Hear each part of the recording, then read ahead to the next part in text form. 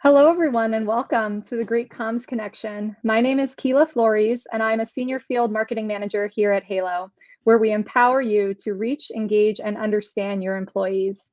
If you're new to Haiilo, we are the leading employee communications, insights, and advocacy platform with a measurable business impact. We are proud to have more than 800 international customers trusting Haiilo to help them better reach, engage, and understand more than 2 million employees every day. I'll be moderating today's webinar, Engage Employees in the Metaverse. Thanks so much for joining us. Some quick logistics, and then we'll get started. During the presentation, all participants will be in a listen-only mode. Feel free to submit written questions anytime by using the Q&A option at the bottom right-hand corner of your screen. You can also connect with us in chat at any time and react with emojis to what's being presented. To kick us off, go ahead and let us know where you're joining us from in the chat. We'll also be sharing a recording of the session following the webinar. We're so excited to kick off this webinar series with IC tech expert guest speaker, Shel Holtz. Shel is the Senior Director of Communications at Webcor, a general contractor and builder headquartered in San Francisco. Shel's career spans more than 45 years, including executive level positions at Fortune 400 companies and more than 20 years as an independent consultant working with large companies. He's the author of 6 communication-themed books and a pioneer podcaster. And now I'd like to turn it over to Shel. Well, thanks so much, Kyla. Appreciate the invitation to participate here today. Let me go ahead and share that window. So can you confirm that you can see that? Yep, all good on our end. Excellent. So thank you, everybody, for joining me today. I have been reading, studying about the Metaverse and participating in virtual worlds for some time now, and very excited about the prospect of the Metaverse for how we engage with each other, how we engage with data and information and content online. And specifically how we're going to engage with employees online. So I'll get started here in just a second, but I do want to point out that this image that you see that I have put on the home screen is one that I created in Midjourney, which is an artificial intelligence art generator. You may have read about a piece of art that was created in Midjourney that won an art contest, won first place in a competition, and some artists apparently aren't very happy. But all I did was enter a prompt that basically said a group of employees meeting in the Metaverse. They're on the street, there are vibrantly colored buildings. And that's the prompt that I produced, and this is one of the 4 images that it gave me. I could have refined it, but kind of worked for me. So just thought I would share that artificial intelligence is something else that we can be using. I want to start with a definition of the Metaverse. I'm not going to claim that this is something that everybody is agreeing on, but this is one that I like. I'm about halfway through Matthew Ball's book, which is called The Metaverse and How It Will Revolutionize Everything. The title is a bit hyperbolic. The book is not. It is a very rational look at the Metaverse, including a very candid look at a lot of the challenges that exist in bringing this to reality. But his definition is one I agree with. It's a massively scaled and interoperable network of real-time rendered 3D virtual worlds, which can be experienced synchronously and persistently by an effectively unlimited number of users with an individual sense of presence and with continuity of data such as identity, history, entitlements, objects, communications, and payments. I emphasized communications there myself. That's not his emphasis, but it's for our purposes. I thought it was relevant. We could spend not just the rest of this session, but the rest of the day unpacking what all of this means. But the part that is of interest to us is the 3D virtual worlds part. The definition that Matthew Ball has here before this becomes what we are using on a day-to-day basis is anywhere from 5 to 10 years off. It is not around the corner. It is imminent, though. It is going to happen.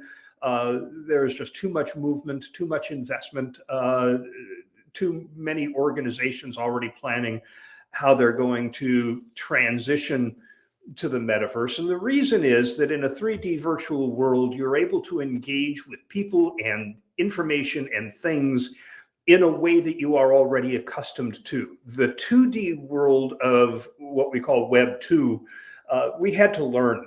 This was not natural. The idea of scrolling and clicking and filling in text entry forms was not something that came naturally to us. In order to find information and conduct searches, we had to learn. We may not have been aware that we were learning Boolean language, but to some extent we were. In a 3D world, even though it may be fantastical and colors will be different and the laws of physics may not apply, it's still a 3D world, and you'll be able to engage with things the way you are accustomed to. Just a couple of other quick points. First of all, Web 2 is not going anywhere when the metaverse becomes a reality. You're still going to be able to use websites. There are things that are just going to be easier and simpler, and you're going to use each of these for what they're best at. The other is that there is no rule that says any of this has to require a VR or a mixed reality headset. In fact, most of the 3D virtual worlds that people are using right now are not available on the Oculus Quest 2 or any of the other headsets that are out there. They're only accessible on a gaming console or on a computer. There's this thing called the Metaverse Manifesto, written by a technologist by the name of Alan Smithson, and he makes the point that in the metaverse, you're going to be able to meet all of your fundamental human needs with the exception of the physiological needs, right? Food and shelter are not going to be accessible in the metaverse, but love and belonging, esteem, self-actualization, all those things that we see in Maslow's hierarchy of needs, you will be able to realize there. And in some instances, it actually may be easier to realize there than in the real world. Just consider the fact that in most of the fiction where people are participating in a virtual world, it is because the real world has gotten so grim that the virtual world is better. Now, in these movies, of course, they're strapping on their headsets and they're fully immersed. Again, not a requirement, and in fact, in most cases, not even feasible. Also, when Matthew Ball talks about the 3D world, he is not necessarily talking or exclusively talking about a constructed world like many of the ones that you've seen in Ready Player One and movies like that. It also includes augmented reality because, of course, the real world is 3D. And if you're able to overlay information there, you're adding a virtual element to the real world. So if you're thinking in terms of what employees could do, imagine having a pair of glasses that just look like glasses. And when you pass someone's office and look at the nameplate on the window or beside the door, it gives you a lot of information about that employee. It may pull up their entire profile from the intranet. If you're operating machinery, there may be a code on it. And when you look at it, it'll pull up a video or maybe a menu with list of videos that will give you instructions on how to perform various operations with that equipment. Even wayfinding, you could tell the glasses whose office you're trying to find, and it could put a track on the floor to guide you to that person's office. So augmented reality is, at least under Matthew Ball's definition, part of the metaverse. The idea of virtual worlds is not new. What you're looking at here is Second Life. Second Life has been around for, 13 or 14 years now. It was a big deal for a while. Some people think that it died because nobody talks about it anymore, but in fact, it is still there. It still attracts a few million people who have been using it routinely, and it's a profitable organization. Within Second Life, and Second Life is one of those that does not require and is not available on a virtual reality headset, you can pick an avatar to be anything that you want, and there is a virtual economy in Second Life. It's not the type of economy where you can convert your Linden dollars, as they're known, back to real dollars, but you can use your Linden dollars to acquire things, anything from land to clothes to objects. My friend Neville Hobson has a car in Second Life, and he still visits from time to time. But the virtual worlds that have really demonstrated what's possible right now, led by Roblox, which if you're not familiar with it, ask your kids, because I guarantee you they are. There was a time, I think it was a year or so ago, during one quarter of the year, where 75% of the kids between the ages of 9 and 14 in the United States had spent time on Roblox, which is just a mind-bending number. And in Roblox, the whole point of this game is to build stuff. And so people have been building stuff, and the number of older people, older than between 9 and 15, who have gone in and start building stuff that is not necessarily part of the game, but something that is more business related or designed to attract people who want to come in and engage in whatever it is that they have created, as opposed to participating in the Roblox building game. That has just exploded. So there's all kinds of things that you can go do in Roblox now, and it's because it's easy to build things that this has taken off in a way that Second Life has not. Fortnite is another example. It is a game. It attracts a somewhat older demographic than Roblox. Roblox and Minecraft sort of in the same wheelhouse there with the younger crowd. This is more teens and young adults in Fortnite. But same thing, people are able to build easily there, and what people have been building and presenting has been phenomenal. There have been concerts presented in Fortnite that have attracted hundreds of thousands, if not millions of people. There is a new generation of virtual worlds, again, accessible on your computer. One of them is Decentraland. It's the one where I spend most of my time. One of the things that distinguishes Decentraland from others is that this is a blockchain-based game. This is fully within the Web3 realm. And that means that the owners are the people who have gone in and bought tokens.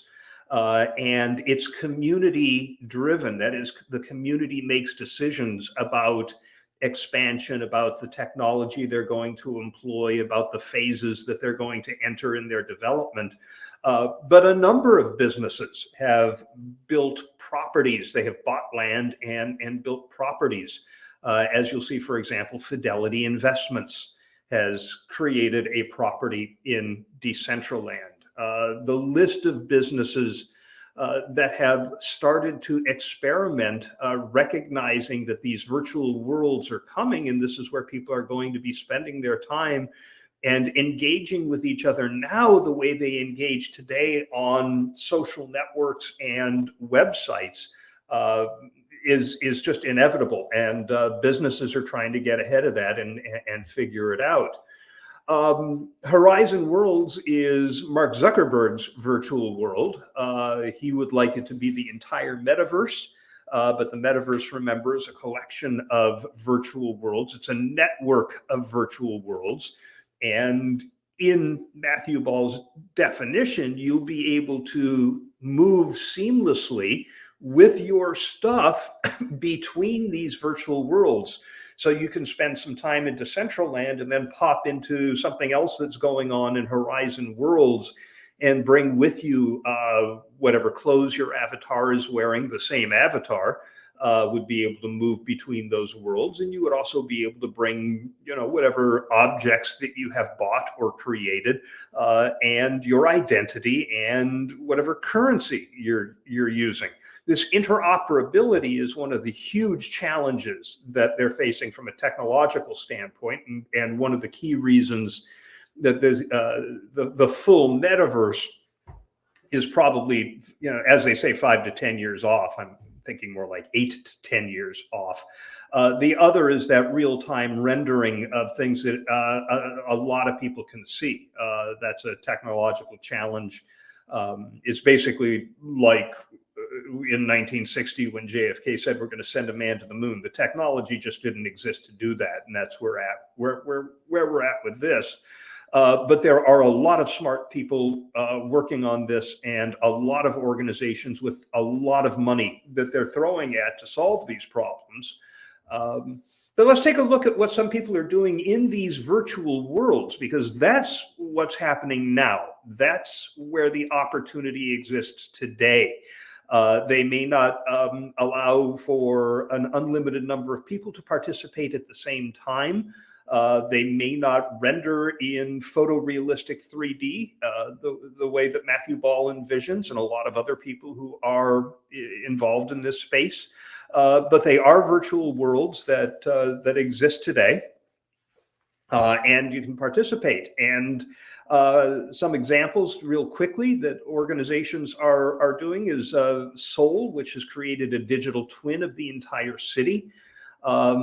And it's basically using the sensors that are in the physical city to provide data in the digital twin so they can see what traffic flows are like and what temperatures are doing in order to make decisions about how they're going to address those in the real world. And we're seeing digital twins in virtual worlds being used by a lot of organizations. In fact, I'm aware of at least a half a dozen airports that have full digital twins that they are using in order to see what's happening in real time in a virtual airport in order to make decisions about how to reconfigure runways or what have you in actual airports. Vanity Fair set up an exhibit during the Venice Biennale. It's an art installation that's very much like the ones they had in Venice. That people could go take a look at these digital pieces of art that were created specifically for it. CitizenM Hotels, they're in the virtual world called the Sandbox, and they plan to bring art to the forefront. They're showcasing and selling non-fungible token collections that they've commissioned, and they're building virtual hotels. You can go tour one of the rooms that you're considering staying in. And of course, once you're spending a lot of time in a virtual world, you might actually want to rent a hotel room to hang out in, or possibly a meeting room or a ballroom.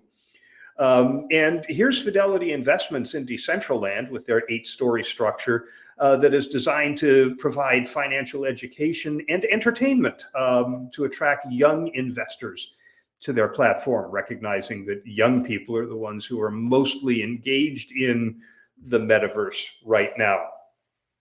There's also huge amounts of activity among the world's largest consulting organizations.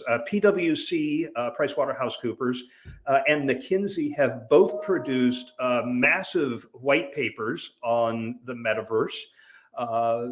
I think McKinsey has also created, or it may be Deloitte, I don't recall offhand, but one of them has created a portal to provide resources and information to their clients and prospective clients about the metaverse. But all of them have units that they have set up to dive into this, knowing that their clients are either going to be coming to them about it or that they're going to be making recommendations directly to their clients about it. You can search any of these global organizations and find these white papers and other resources, even full-blown websites that they have created dedicated to the metaverse. In terms of employees, you have services like this. This is one that I have spent some time in. It's called Spatial. It is one that uses a virtual reality headset. I've used the Oculus Quest 2. I'm sorry, the Meta Quest 2 now. But you don't have to. As you can see, Bree Scully over in the upper right-hand corner wasn't able to use a headset in this example. So she's sitting at her computer looking at the webcam, she can see everything that's in the virtual reality room. The people in the virtual reality room can see her up on the screen, and you can have as many of those screens as you need to. It also has whiteboard capability. It also has the ability for you to create stuff. So you can have, for example, a model. I think I might have a screenshot. Yes, I do, right there. Here they have a model of probably a tenant improvement activity where they have a full office that they have created, and they can make it larger, they can make it smaller, they can turn it around, they can go inside. So any kind of product that you are working on, you can have a virtual representation of it, a digital twin, right there in the conference room where you're meeting with other people. They also do a scan of your face. So rather than one of these cartoony avatars, it really looks like you. And all three of the people that you're seeing here could be in different countries at the same time they're doing this, but because of the virtual reality headset, it really seems like they're in the same room. The one disconcerting bit about Spatial, and I should say Horizon Workrooms, the Meta version of this, the Facebook version, is it only has the top half of you. Nobody has legs. You don't need them to move around in this space, is their philosophy. So why take up extra computing power with them? But it still looks kind of weird. It takes a bit of time to get accustomed to. In Horizon Workrooms, it's very similar to Spatial without the facial scan. So they are kind of cartoony figures, but you can still bring people in who aren't able to be in the actual virtual room. But for the people who are in the room, they are looking across the table at each other. I have tried this once or twice. I'm not a big fan. I prefer Spatial simply because it's easier. Something about the approach Meta has taken, it's very complicated to get into one of these rooms. In fact, a colleague of mine and I wanted to try it out together and couldn't. We kept using the codes that we were sent and just could never get in. But I guess that's the difference between a big conglomerate doing something like this and a startup like Spatial. But you're going to see a lot of implementations in virtual worlds that are designed to provide a place for employees to work together. Now, there is an organization that surveyed 1,500 employees in the US, and they asked why these employees were interested in working in the metaverse. And 45% of them said that they were interested in the work from home flexibility they would get from it. 36% said it's an easier way to collaborate with coworkers. And this is an interesting point, and I think an important one. When you're all in the same virtual room, you're all seeing the same thing, right? And when you're on Zoom or Teams, what you're looking at is each individual person in whatever setting they're in. And there have actually been scientific studies that find that your brain having to process the background of each of the people participating in a Zoom or a Teams call, or the Cisco service WebEx or whichever of these you're using, that processing power in your brain creates Zoom fatigue. So having everybody in the same room with the same background, where you just turn and look left, you turn and look right, and that's where people are, makes it easier to collaborate with coworkers. 33% said there's greater job opportunity to work this way. And 33% like the ability to travel virtually, to go someplace different than where they are, to be in the virtual rendering of, say, the company's offices in Tokyo or in Madrid or what have you. In April of this year, the Harvard Business Review wrote a rather lengthy piece about this, and it's more text than I usually like to put on the screen, but I thought this was particularly salient, so forgive me while I read. The effects of the pandemic, especially limitations on physical meetings and travel, are spurring a search by enterprises for a more authentic, cohesive, and interactive remote and hybrid work experiences.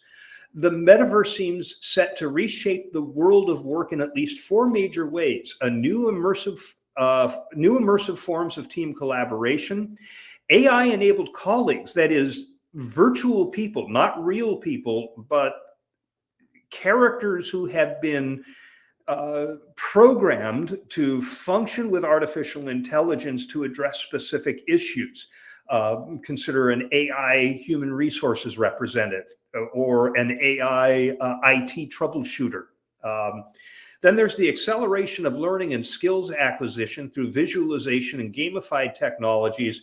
And finally, the eventual rise of the metaverse economy with completely new enterprises and work roles emerging from it. There is a company out of the UK called PixelMax. They are working on this specifically. They're not interested in virtual worlds for consumers. This is specifically for organizations to have places for their employees to come. And what they're talking about here is having experiences like bump into. I mean, this is one of the great challenges when we were all working from home during the pandemic is leaders in organizations, particularly older ones who hadn't spent a lot of time building communities online, felt that the serendipitous encountering of people in the hallway that led to innovation or to solutions to problems couldn't happen when everybody was working from home. It's one of the great catalysts for trying to bring everybody back to the workplace. I don't agree with that. I think there are ways that you can build serendipitous encounters into work from home realities. But in the metaverse, where people are wandering around, you certainly can still bump into people. And because you can snap your fingers and a whiteboard will appear right beside you, you could actually start doing the work. You could have well-being spaces. You get a little stressed out in the office. Where do you go right now? Some companies have little well-being rooms where you can close the door and be alone. But good heavens, you could go into a forest. You could go to an aquarium. You could be in the water with the fish in an aquarium in the metaverse and de-stress really well. You can have things delivered from the metaverse to your physical space. If you're dealing with something physical, if you're dealing with Amazon, for example, there'd be live tracking of your status, what you're doing, what other people are doing, so that when you see that somebody else has entered a conference room, you can sort of beam yourself into that. Huge opportunities for learning and development with employees. For example, artificial intelligence enabled coaches and trainers. I'm not sure I would do this for, say, management training or leadership training, but for training on how to use certain types of equipment, absolutely. They're coded to answer your questions in addition to showing you in 3D with this person right in front of you how to use that equipment. Every object can be interactive. Your training manuals, machines, products in a virtual world can all be interactive. You can engage with them. You can push the buttons. You can make things happen.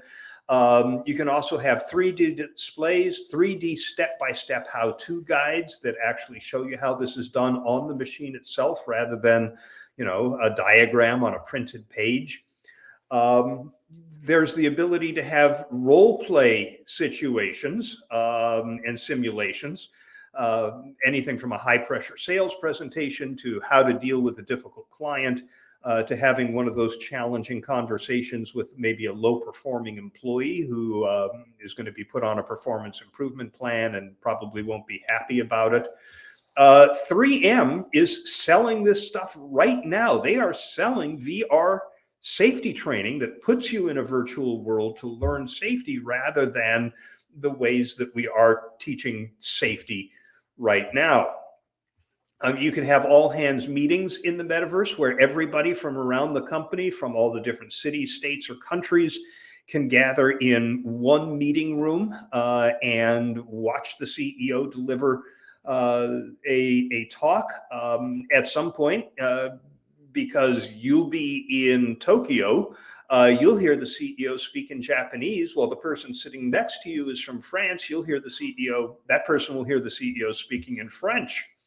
You'll be able to have cross-departmental gatherings and break down those silos. For example, here where I work, we have project engineers on every one of our projects, and it's a challenge for them to be able to engage with each other. Only the ones who are on the same project get to talk to each other on a regular basis. But to have a project engineer room or park or rooftop bar or whatever you want as a place where all the company's project engineers can get together and have conversations, and some of that serendipitous encounter would be easy, just drop dead easy to do something like that. Collaborative product design and engineering is going to be happening with employees. You'll be able to have one-on-one meetings across the table from each other, face to face, even if you're in different cities, for those employees who have bosses who don't work in the same city. New hire orientations where people can walk around the facilities and actually meet some of the senior executives in the organization. And there's the ability to elevate DEI. For example, I mean, people with disabilities would be easily accommodated in a virtual world. There's common language because of the ability to have those real-time translations. A reality distortion filter, which if you prefer a red background and the person next to you prefers a blue background, you can each see what you want to see.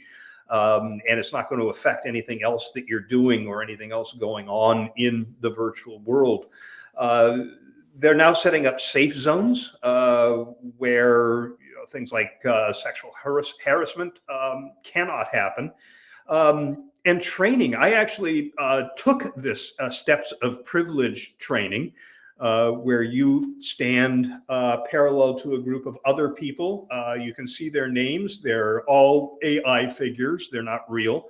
And it asks you a question. Have you ever had this experience? If so, take one step forward or take one step back. And you can see how much farther ahead you got than other people who have had different experiences because of their ethnicity or some other protected class status. It's fascinating, and it's a very safe way to explain the idea of privilege to people who may not understand it or who may disagree with it. This is what that looks like when you're in that steps of privilege, which again, as you can see, is in a virtual world. Communicating with employees in the metaverse is something that we have to figure out. I don't think there's much of it going on yet, but we have to come to terms with the fact that in a virtual world, the employees are immersed. They're not leaning back, looking at a two-dimensional screen, reading text or watching a video. They're actually in the center of the action. They're not on the outside looking in, they're on the inside. And so we have to find a way to communicate that accommodates the fact that this immersion is going on. There's going to be an opportunity for greater face-to-face. I mean, you could have more retreats, you could have more fun types of events that builds community. And if you look at the data right now, particularly among Gen Z, one of the key things they're looking at in employment is community. They can watch executive presentation replays face to face, not watch a video, but they could actually be in the room with the executive in front of them. And it's a replay of what the executive said during a talk, for example. And again, you could have those virtual representatives of different departments there to answer questions.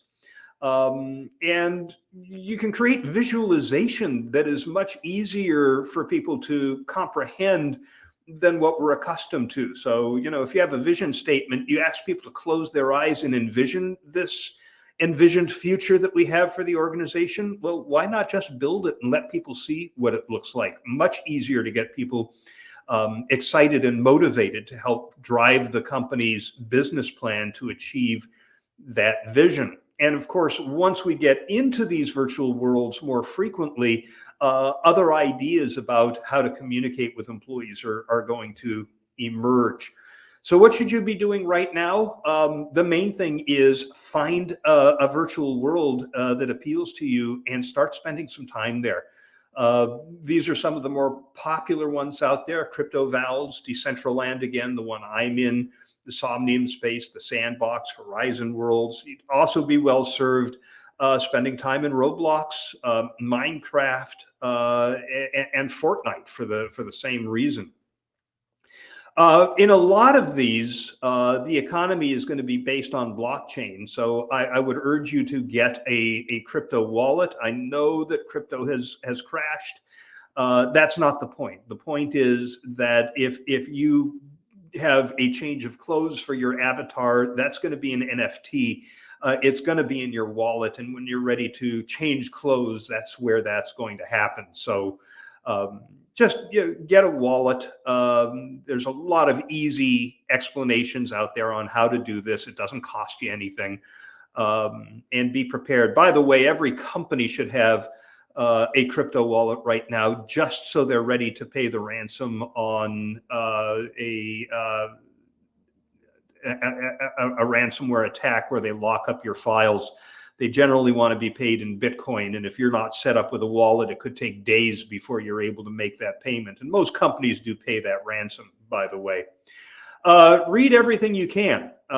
Start getting to understand this. Look at those white papers from the big consulting firms. Ad Age has a marketing newsletter dedicated to the metaverse. There's one called Meta Academy from the marketing tech guy, Shelley Palmer. And that has a newsletter that'll keep you up to date on this. And explore the use cases for your organization. What could your company be doing in the metaverse that is, aligned with the nature of the work that you do and the like? Consider recruiting advocates from among your employees who are already participating or may be interested. Look to your Gen Z employees so that you have company advocates out there in a virtual world. And think about how all of this is going to end up creating new audience personas and new data for your organization to act on, both for employees and customers. And don't get so wrapped up in the technology that we forget that this is all about people. These are my coordinates. And by the way, you can see the arrow is pointing to my avatar in Decentraland. I am younger and thinner in the virtual world, one of the things I like about it. But with that, Kyla, let's open it up to questions. Yeah, absolutely, Shel. I think we could all agree with you to create any avatar we'd like to. So we did have a couple really great questions come through during the presentation. The first one, I'll just kick us off, talking about a little bit of the invasion of privacy and the employment law, how that works with that. So the question was, or the statement was, some of this sounds like invasion of privacy. What kind of laws do you anticipate that could possibly pertain to the privacy issues that come with the metaverse? Yeah, right now, some of these organizations are trying to deal with that themselves. I mentioned the safe space that protects you from harassment. That was in response to the fact that there had been some harassment going on in Horizon World. So they came up with technology to address that. As for regulation, it's coming. But I don't think the regulatory agencies are terribly focused on this yet because there have not been a lot of media reports or a lot of citizen complaints about this sort of thing. But the regulations will come as this continues to evolve. And until then, I would say just, be careful about what you share. I will also say that for those virtual worlds like Decentraland and Sandbox that are blockchain based, the whole idea behind blockchain is that it puts you in control of your information, not a third party like Meta or Google or Amazon. Right now, you have to relinquish control of your data, your information to them. And that's where these invasions of privacy happen. In anything blockchain based, you decide what information you're going to share under what circumstances. So, I think in Decentraland, for example, the potential for invasion of privacy is way significantly lower. And I'm Sure. going to stop. I'm going to stop sharing my screen right now. I think if everyone's had time to jot anything down. By the way, I did want to point out that I do have that Flipboard magazine. Anytime I read anything interesting on the metaverse, I flip it into that magazine, and you're all welcome to take a look at that too. Sounds great. All right, so we have a bunch more questions firing away here. So the next one we'll jump right into. With technological advances like the metaverse, is there a danger of the gap between those that will embrace things like this and those that will not? A danger of that gap widening. How problematic might it be then to engage employees if there's a gap of, joining the metaverse? I think there will be a gap for some time. There are people who are just not going to like this. It's nothing that we haven't encountered before with the web. There is still a digital divide between people who can't get online because broadband access is too expensive for them, for example.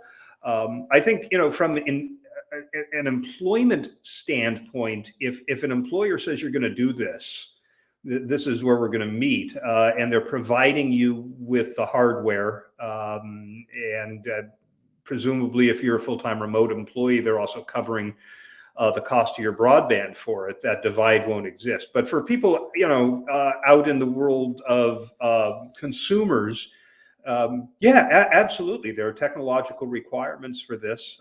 There will be a divide. I have never seen that as a reason to not do something because some people can't participate. The main reason to consider doing it is that your competitors will, and if you're not, you're leaving business on the table.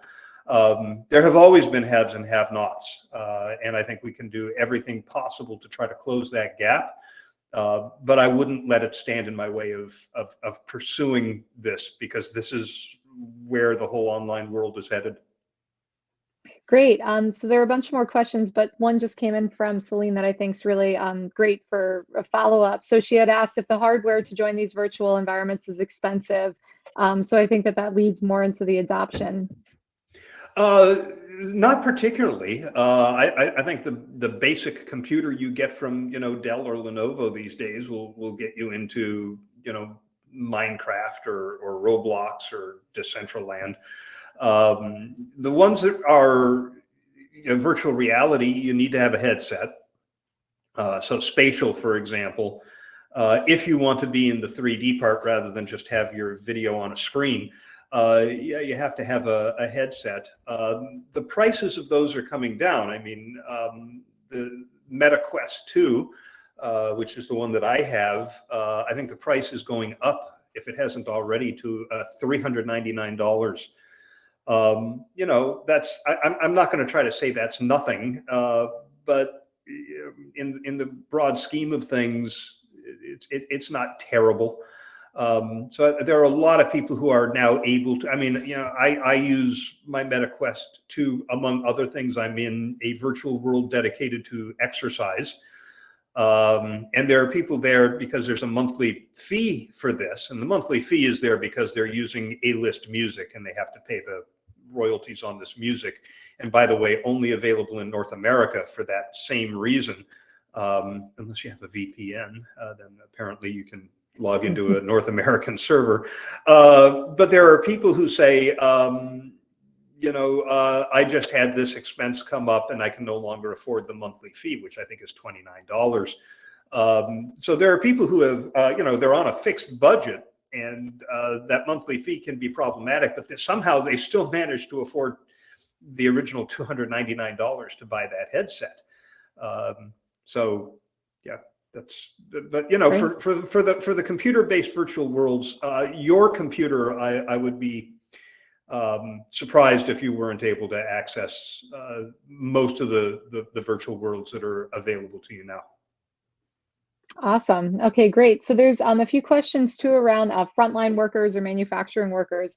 So how does this work for frontline workers who have tasks to do, if we're talking specifically about manufacturing employees or sales employees, thoughts on how this would translate as a valuable tool for these groups? Yeah, it's primarily around training and access to information. There are already people wearing augmented reality headsets on the front line of manufacturing or warehouse jobs.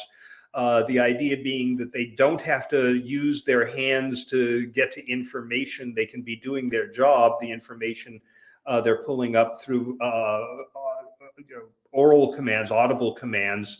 and the information is just overlaid on the VR headset. It could be about you're going to pick this product and put it in this box, right? It's being used in manufacturing to show where the wiring goes, and all you have to do now is match it up. So we already see augmented reality and mixed reality headsets in manufacturing and distribution center, logistics types environments. So it's not a big stretch to see a mixed reality type headset where you would be able to say, okay, show me how to do this function on this machine that I've never done before, or gee, it stopped working. Is there something I can do to fix it, and have it show me right there on the machine? So that's the type of thing that you're going to see on the front line, in addition to participating in those all-employee town halls and the like. And again, 3M is already selling virtual reality safety training. Where is safety most an issue? It's I mean, I'm not going to say safety is not an issue in the office, but it's a bigger issue in the field, in manufacturing, on construction sites, in distribution centers and the like. Sure, absolutely. Okay, so then another question, still talking kind of about work, but now asynchronous work. So do you have any experiences combining Metaverse with asynchronous work environments?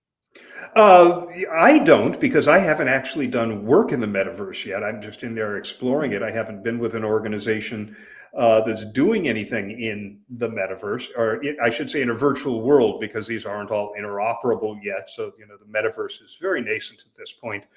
But I don't see an issue. First of all, in a virtual world, there's no reason you couldn't walk up to a kiosk and pull up a website, without having to leave the environment you're in. Alternatively, when I'm in Decentraland, I open an app. So it's one window on my screen. Now, admittedly, I have a curved 48-inch monitor, which makes this easier, but most of us are working on 2 monitors now. So there's no reason that you couldn't have your virtual world on one screen and your web browser up, or, whatever app you're using on the other screen. So I don't see that as an issue. I mean, remember, the virtual world is a 3D synchronous world. That's what we live in now. And somehow we're able to do asynchronous stuff that way.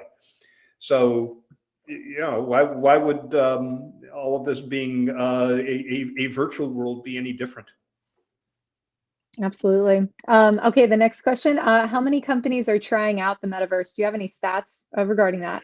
I don't have stats. I just keep seeing names of companies. The big ones in there so far, or I should say in the early days, were fashion companies. I mean, big ones, right? But there are also some fashion companies that have come into existence specifically for virtual purposes. But now we're starting to see a lot of other organizations. I mentioned Fidelity, Emirates Airlines, Starbucks.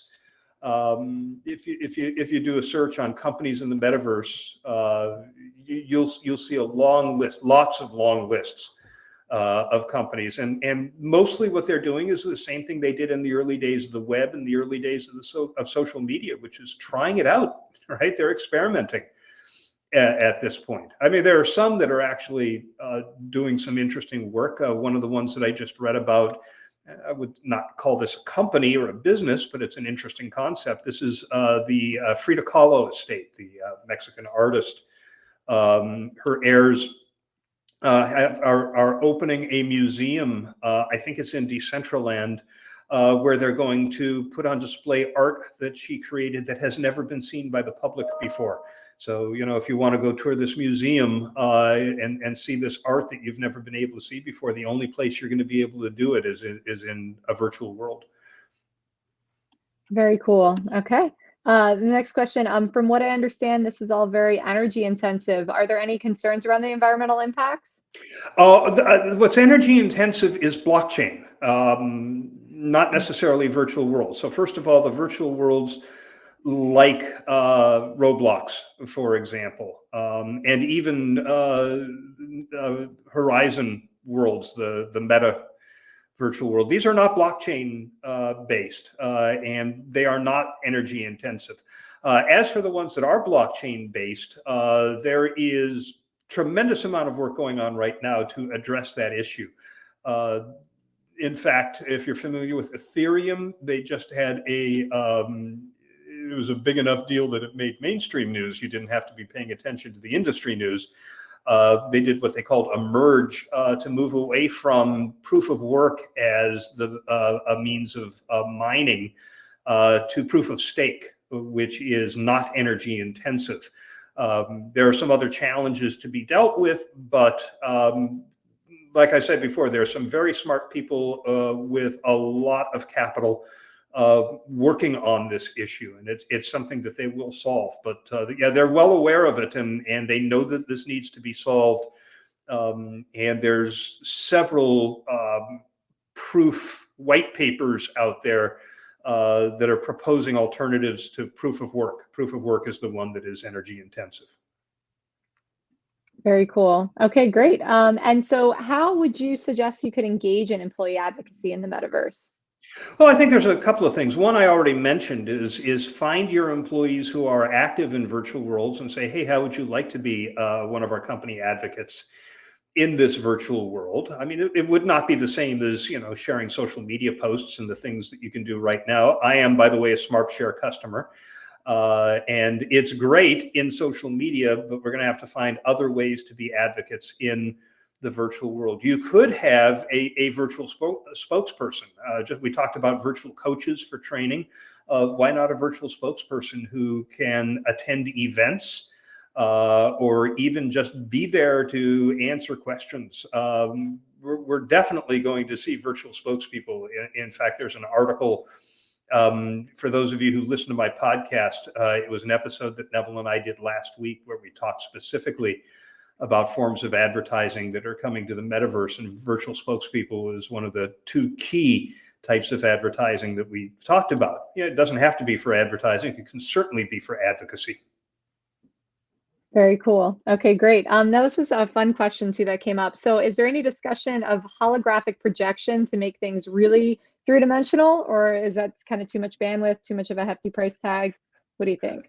A holographic projection is absolutely coming. In fact, at the IEBC conference just this past June, pardon me, I sat in on a session where they showed a meeting. This was during the pandemic, where I think it was the leader of the organization met with others, and she was projected by holograph into this meeting room. And this was not a big, rich organization. This was small Pacific Island native media organizations that were having this get together.